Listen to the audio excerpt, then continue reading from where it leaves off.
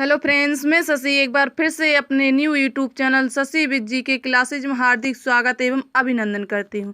मित्रों, जैसा कि आप सभी लोग देख रहे हैं थंबनेल पर, नए बैच प्रारंभ यूपी पुलिस 2023 वर्णमाला की फर्स्ट क्लास। हम लोग वर्णमाला से संबंधित मॉक टेस्ट करने वाले हैं।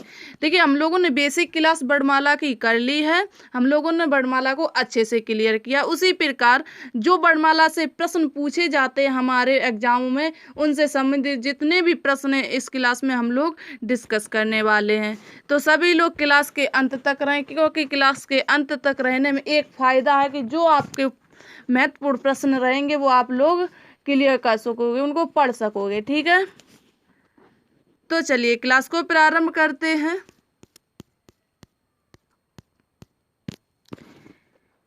तो इसमें पहला प्रश्न दिया गया है, बहुत महत्वपूर्ण है और बिल्कुल बेसिक एंड ईजी भी है।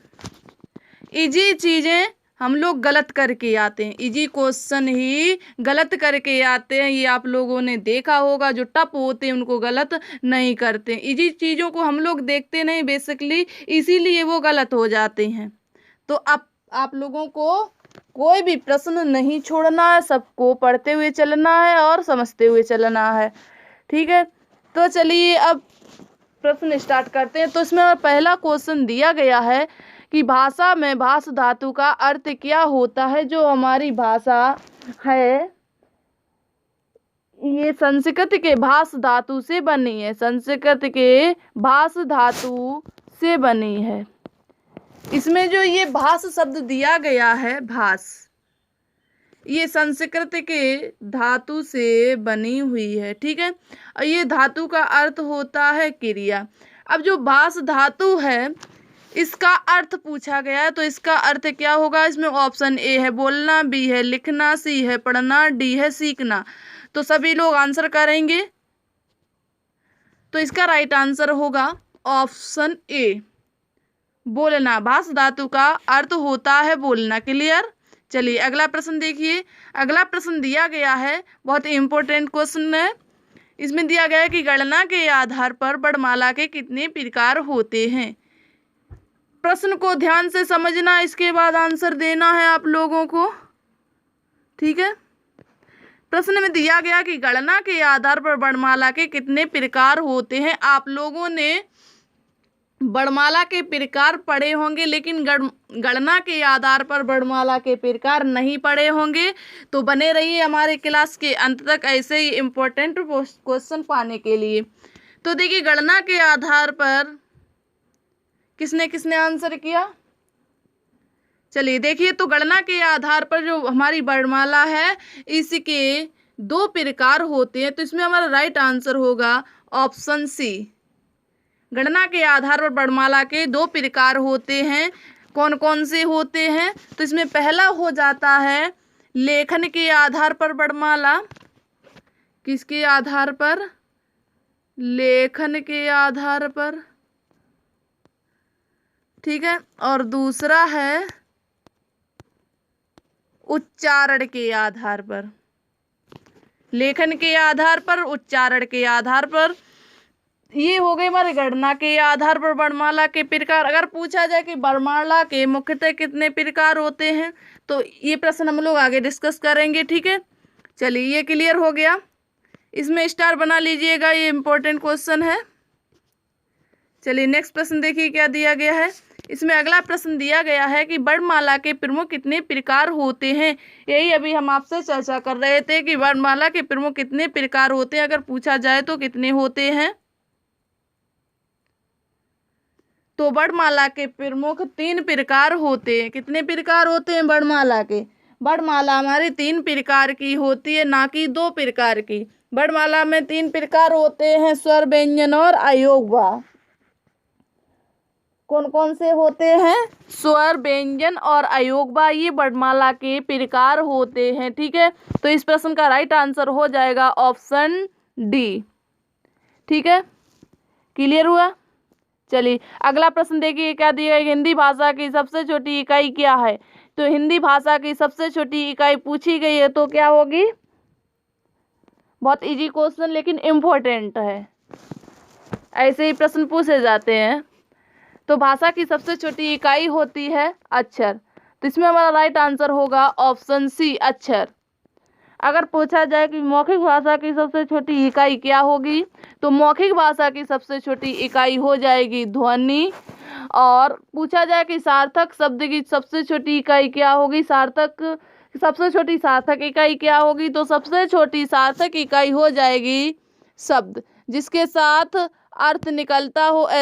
ऐसी एक ही इकाई है सबसे छोटी जिसमें अर्थ निकलता है, शब्द में अर्थ निकलता है, ना कि वर्ड में अर्थ नहीं निकलता है। सार्थक इकाई पूछी है हमने, तो सार्थक इकाई सबसे छोटी हो जाएगी शब्द। अगर पूछा जाए कि सार्थक सबसे बड़ी इकाई क्या, सबसे बड़ी सार्थक इकाई क्या है, तो सबसे बड़ी सार्थक इकाई हो जाएगी वाक्य। क्लियर हो गया ऑप्शन? तो इस प्रश्न का राइट आंसर होगा ऑप्शन सी। चलिए आगे देखिए क्या है, अगला प्रश्न देखते हैं।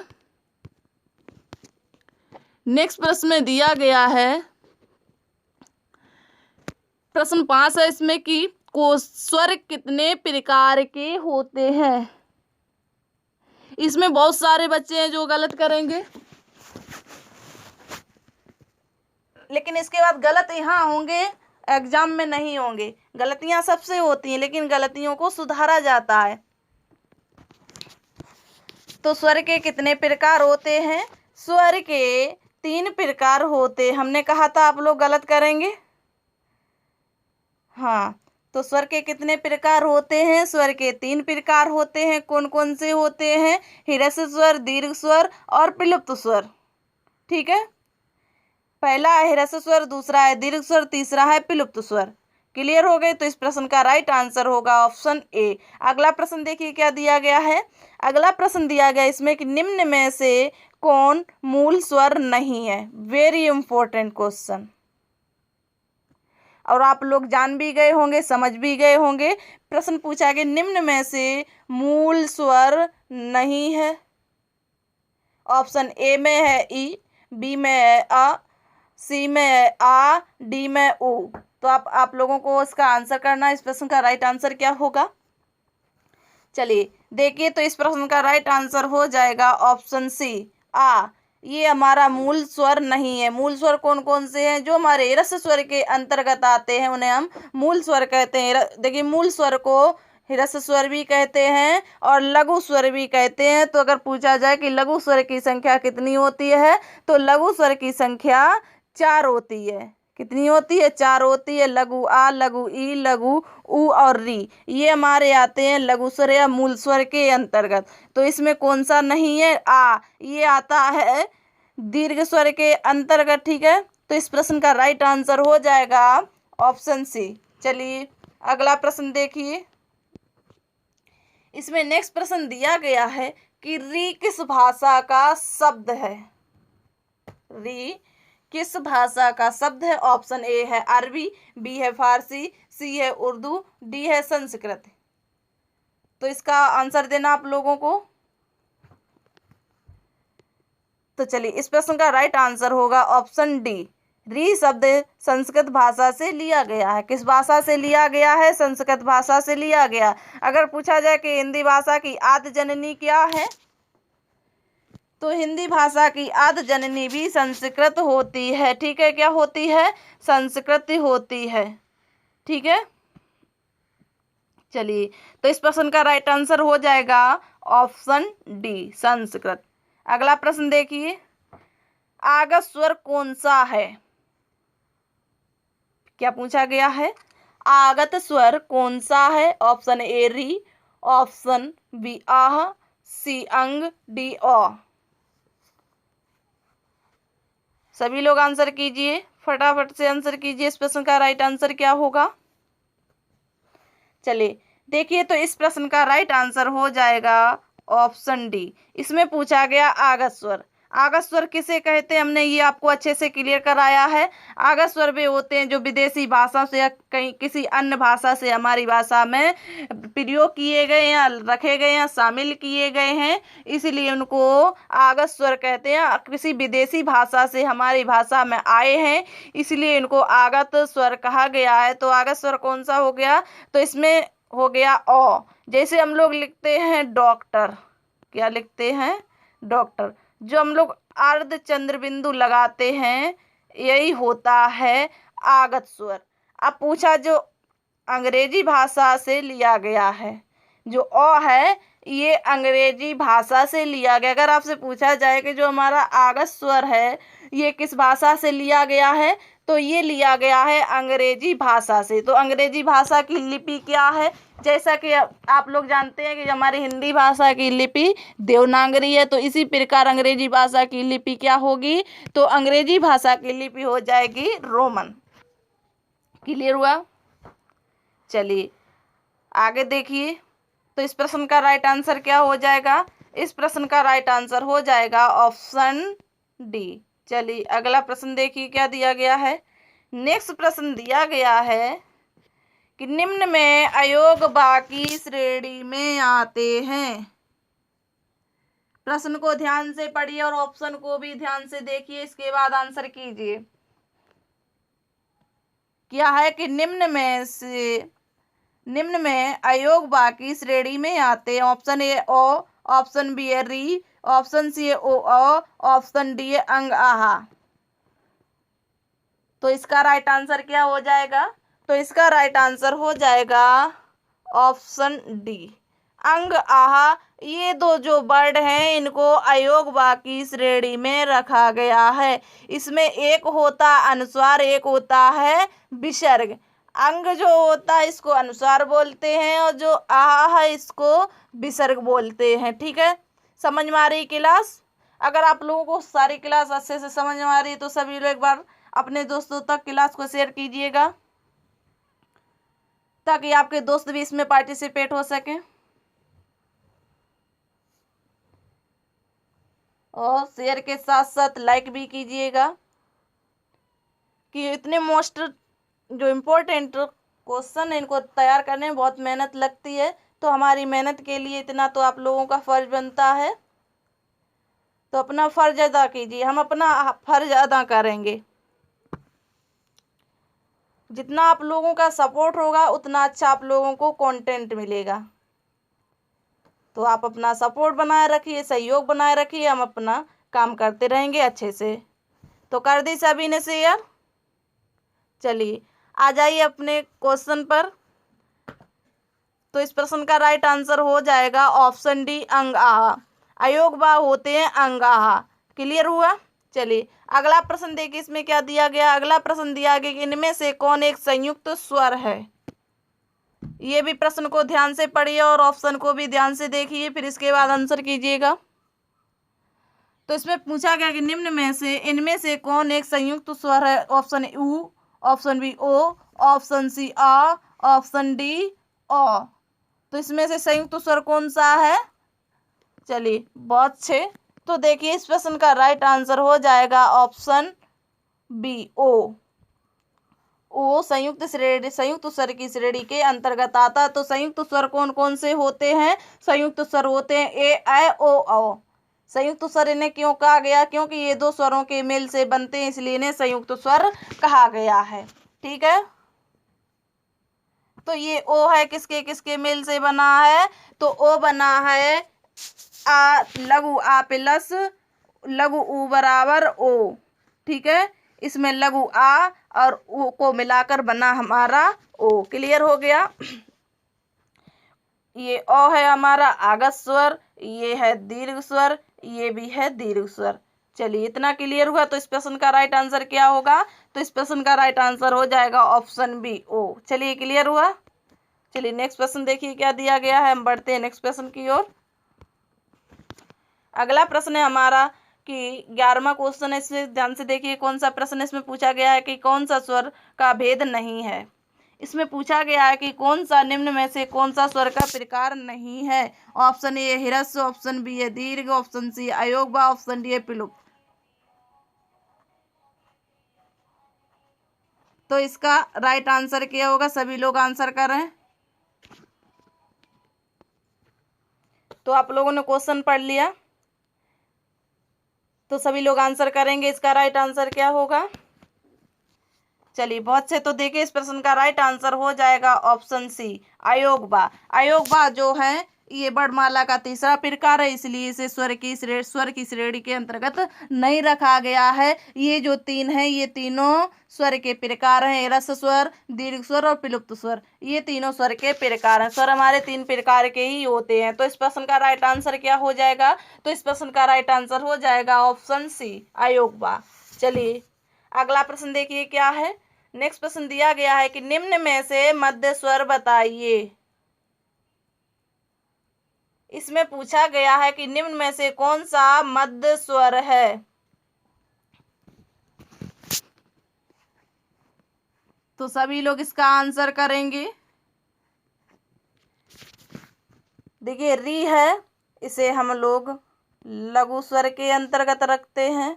ओ है ये आगत स्वर है, ओ है ये संयुक्त स्वर है। तो बचा हमारा ऑप्शन सी होगा, यहाँ भी नहीं होगा। ठीक है, ऑप्शन सी, ऑप्शन सी। ये हमारा होता है मध्य स्वर। इसी को हम लोग अमात्रिक स्वर कहते हैं। अगर पूछा जाए गणना के आधार पर स्वर की संख्या कितनी होती है, तो गणना के आधार पर स्वर की संख्या 10 होती है। कितनी होती है? 10 होती है। तो इस प्रश्न का राइट आंसर हो जाएगा ऑप्शन सी, आ। चलिए अगला प्रश्न देखिए। इसमें से प्रश्न दिया गया है, क्वेश्चन 13 है, इनमें से कौन अर्ध स्वर है। इसमें पूछा गया अर्ध स्वर। उस क्वेश्चन में हम लोगों ने पढ़ा था कि मध्य स्वर, इसमें हम लोग जानेंगे अर्ध स्वर। निम्न में से कौन सा अर्ध स्वर है? कौन सा स्वर अर्ध स्वर के श्रेणी में रखा गया? ऑप्शन ए है अ, ऑप्शन बी व, ऑप्शन सी है री, ऑप्शन डी है आ। तो इसका सभी लोग आंसर करेंगे। इस प्रश्न का राइट आंसर क्या होगा?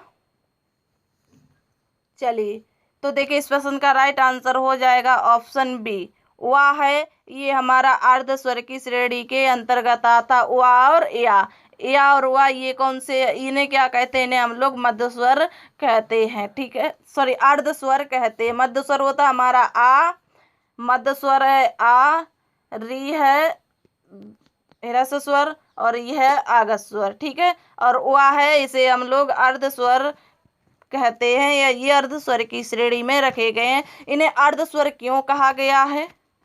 तो देखिए इन्हें अर्ध स्वर इसलिए कहा गया है, समझिएगा। जैसे हम लोग लिखते हैं आई, क्या लिखते हैं?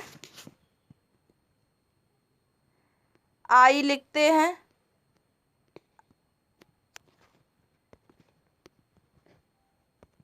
आई इस प्रकार भी लिखते हैं आई। ठीक है, और एक लिखते हैं इस प्रकार से।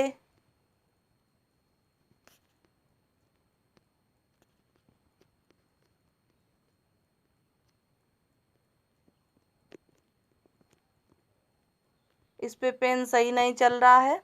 क्या है? आई एक इस प्रकार से लिखते हैं ना। तो इसीलिए या और वा को अर्ध श्रेणी के अर्ध स्वर की श्रेणी के अंतर्गत रखा गया, क्योंकि ये कभी कभी स्वर के जगह पर भी प्रयोग किए जाते हैं। ठीक है, ये समझ में आया? चलिए तो इस प्रश्न का राइट आंसर क्या हो जाएगा? तो इस प्रश्न का राइट आंसर हो जाएगा ऑप्शन बी, वाह। नेक्स्ट प्रश्न देखिए क्या दिया गया। अगला प्रश्न में दिया गया कि निम्न में से इनमें कौन अमात्रिक या उदासीन स्वर है। मोस्ट इम्पोर्टेंट प्रश्न है, लेकिन सरल बहुत है, इजी बहुत है। लेकिन इजी ही हमने क्लास के स्टार्ट में ही क्या कहा था, शुरुआत में ही कहा था कि हम लोग इजी क्वेश्चन को ही गलत करके आते हैं। और क्वेश्चन ऐसे ही गलत होते हैं जो छोटे छोटे होते हैं, इन पर हम लोग ध्यान नहीं देते हैं। तो ये प्रश्न मोस्ट इम्पोर्टेंट है कि इनमें से कौन अमात्रिक या उदासीन स्वर है। तो सभी लोग आंसर करें इसका। ऑप्शन ए दिया गया है री, बी है ऊ, सी है या, ऑप्शन ए, ऑप्शन सी है डी, इसमें है ए।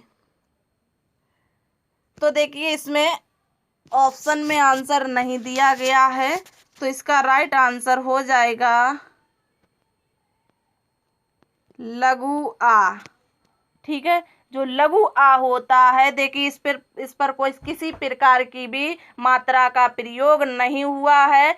इसीलिए इसको अमात्रिक स्वर कहा गया। इसे उदासीन स्वर इसीलिए कहा गया कि इसके साथ कोई नहीं है। जब कोई व्यक्ति अकेला होता है तो वह कैसा बैठता है? उदास बैठता है। इसी प्रकार इसके पास भी कोई भी मात्रा या स्वर नहीं है, तो इसीलिए इसको उदासीन स्वर कहा गया है।